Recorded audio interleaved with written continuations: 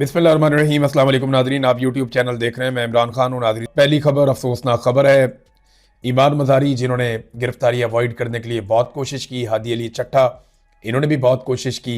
ये गरीबों के और कमज़ोरों के केस लड़ते थे, ये सवाल पूछते थे, ये आवाज़ उठाते थे, ये ह्यूमन राइट्स की वॉल्यूशन के खिलाफ बोलते थे। तो इन दोनों मियाँ बीवी को गिरफ्तार कर लिया गया। वाजिद गिलानी के दफ्तर में ये मौजूद थे। वाजिद गिलानी वो शख्स है जो इमरान खान के नाम के ऊपर इसने वोट लिए और वोट लेने के बाद फिर ये हुकूमत के साथ जाकर मिल गए इस्लामाबाद हाई कोर्ट। अब ये जो वाजिद गिलानी साहब हैं, इनके दफ्तर से इनको निकाला गया और ये बार की गाड़ी थी। इन्हें इस बात का ज़ोम था कि जो वकला की या बार की गाड़ी है इसके ऊपर अटैक नहीं होगा और इसमें से नहीं निकाला जाएगा ईमान मज़ारी को या हादी अली चट्टा को।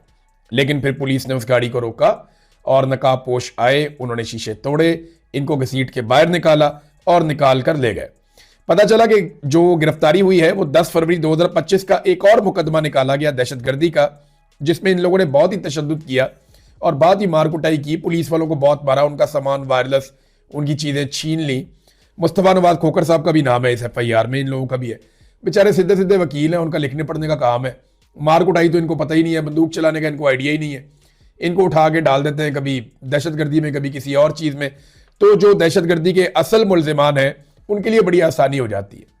देखिए ना, एक तरफ आप पाकिस्तान के एक बड़े दहशतगर्द को रखें, आप उसको रख लें जिसने APS के ऊपर अटैक किया था। फौज कहती है कि एहसानुल्लाह एहसान था, तो एक एहसानुल्लाह एहसान वो कौन है? दहशतगर्द।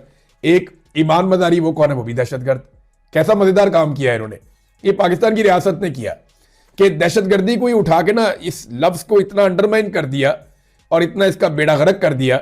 हर आदमी के ऊपर दहशतगर्दी का मुकदमा दर्ज कर करके वो दहशतगर्दी का मामला ही खत्म कर दिया। वो फितनतुल खवारिजुल हिंदुस्तान, पता नहीं कौन कौन से नाम निकाले हुए इन्होंने उसको जरा थोड़ा सा उठाने के लिए।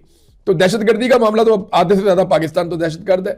और पाकिस्तान तहरीक इंसाफ को अगर कोई वोट डाल दे गलती से तो वो तो बहुत ही बड़ा दहशतगर्द है। और आजकल पता चल रहा है कि 18 साल से लेकर 25 साल तक की उम्र के तमाम लोग दहशतगर्द हैं। अब जिस तरह ईमान मज़ारी को पकड़ा गया ना, उसमें वाजिद गिलानी ने खुद बताया। उसने बताया कि ईमान मज़ारी को गर्दन से दबोच के नेफे पे हाथ डाल के पकड़ा गया। ये यहां पे शलवार के अंदर जहां नाला होता है ना, यहां से पकड़ लेते हैं कमर से पुलिस वाले। थोड़े दिन पहले भी मैंने आपको एक केस में बताया था, जब रिक्शा ड्राइवर की बेटियों के सामने उसको पकड़ा था पुलिस ने।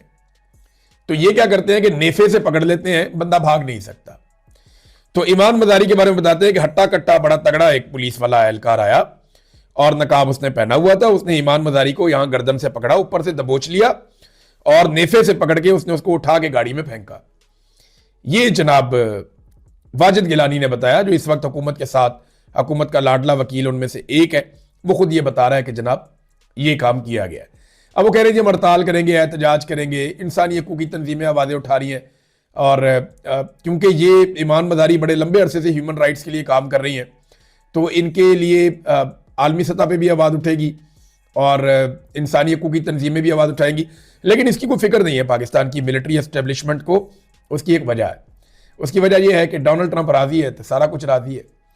ना अक़वाम मुत्तहिदा इनका कुछ बिगाड़ सकता है, ना आलमी कोई तंजीमें इनका कुछ बिगाड़ सकती हैं, ना ह्यूमन राइट्स की वायलेशन पे ह्यूमन राइट्स की जो आलमी इदारे वो इनका कुछ बिगाड़ सकते हैं। पाकिस्तान में आप ये जो मर्जी करें, क्योंकि डोनाल्ड ट्रंप के जूते पॉलिश कर रहे हैं। हाँ, एक ही तरीका है कि अगर पाकिस्तानी खड़े हो जाए, अगर पाकिस्तानी खड़े हो जाए और तगड़े होकर खड़े हो जाए तो फिर इनकी दाल नहीं गलेगी। अदरवाइज अगर पाकिस्तानी भी खड़े नहीं होते और डोनाल्ड ट्रंप इनके साथ है तो फिर ये जो दिल करेगा पाकिस्तान के अंदर करेंगे। वो आपको नजर भी आ रहा है ना, मारंग बलोच के लिए कितनी आलमी सतह पर आवाज़ें उठती हैं, लेकिन मारंग बलोच को कितने महीनों से इन्होंने गैर कानूनी हिरासत में रखा हुआ है और बाहर नहीं आने दे रहे। फिर इमरान खान साबिक वज़ीर आज़म होने के बावजूद आसिम मुनीर ने उन्हें कैद में रखा हुआ है। इससे पहले जो है वो अमेरिकन साबिका हुकूमत भी मददगार थी। डोनाल्ड ट्रंप के साथ अब इनके अच्छे ताल्लुकात हैं, तो काफ़ी मदद इन्हें मिल रही है। DGISPR के लिए मैंने कुछ सवालात छोड़े थे पिछले अपने वीलॉग में, उनमें से किसी सवाल का जवाब नहीं दिया DGISPR ने। जो मुलाकात हुई, मैंने जो जर्नलिस्ट मिलकर निकले उनमें से चंद से रब्ता किया। मैंने कहा बताएं जी DGISPR साहब ने आपसे क्या बात की है। तो जो चंद चीज़ें मैं आपको अभी बताऊंगा और फिर डिटेल के अंदर एक वीलॉग करेंगे, वो नेक्स्ट वीलॉग होगा।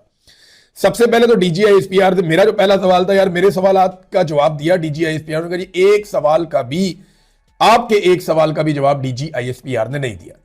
हाँ, लेकिन एक बात DGISPR ने एक सवाल के जवाब में कही, उन्होंने कहा ये जो ऑपरेशन हो रहा है ना खैबर पख्तूनख्वा में, ये अगर तलाल चौधरी मिनिस्टर है, उसने अगर ये कहा है तो उसकी बात पे आप भरोसा करें कि वो सुहेल आफरीदी इसमें ऑन बोर्ड है।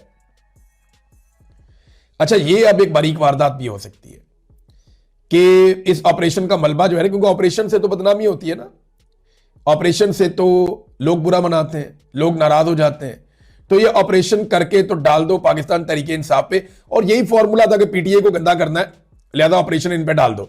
तलाल चौधरी ने यही गेम की थी। अब यही डीजीआईएसपीआर बार बार कहता है कि ये लोग ऑपरेशन के मुखालिफ हैं।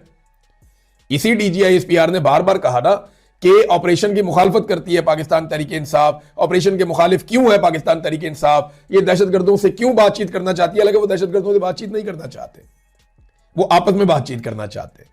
लेकिन यही डीजीआईएसपीआर वहां पे ये कह रहा, लेकिन जब ये बारीक वारदात वाला मामला है तो इधर भी खड़े हो गए, नहीं वजीर है, ठीक कह रहा है बात, सुहेल आफरीदी ऑन बोर्ड है। सुहेल आफरीदी के ऊपर अब ये तकाजा है हालात का कि उन्हें इसको जवाब देना पड़ेगा, बताना पड़ेगा। दूसरा ये नादरीन कि ये कोई पब्लिकली वो नहीं आया सोशल मीडिया पे, लेकिन बहुत सारे सवालात और उनके जवाबात मेरे तक पहुंचे हैं। जो एक तासुर इस मीटिंग के अंदर उभर के सामने आया वो ये है कि फौज के अंदर कोई रद्द अमल जरूर आया। यानी ऐसा नहीं है कोई आसिम मुनीर को उठ के चैलेंज कर देगा, एनएचओ का कोई भी नहीं है। ये एक ऐसा इदारा है जहां पे कोई किसी को चैलेंज नहीं करता, सब अपना अपना काम करते हैं। जर्नैलों के इतने बड़े बड़े मफादात होते हैं कि वो कोई चैलेंज करते ही नहीं है, उनके लिए भाड़ में जाए, नौकरी सबसे पहले है, तो वो नौकरी को सबसे आगे रखते हैं, बाकी बातें बाद में रखते हैं। तो बेचारे नॉर्मल बेचारे नीचे वाले अफसरान होते हैं हमारी आपकी तरह के पागल, वो सोचते हैं कि मुल्क, कौम, इज्जत, वकार, ये चीजें उनके सोचने वाली हैं, ये ऊपर के लोगों के सोचने वाली बात नहीं है।